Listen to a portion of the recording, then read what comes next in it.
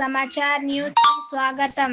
నిర్మల్ జిల్లా ముధోల్ నియోజకవర్గంలో Bharat Samachar press media English daily 2026 క్యాలెండర్లో ఆవిష్కరణ. భారత్ సమాచార్ ప్రెస్ మీట్కు అదేవిధంగా విలేకరులకు మరియు మా మార్కెట్ డైరెక్టర్లకు నూతన సంవత్సర శుభాకాంక్షలు మరియు మకర సంక్రాంతి శుభాకాంక్షలు తెలియజేస్తున్నాను.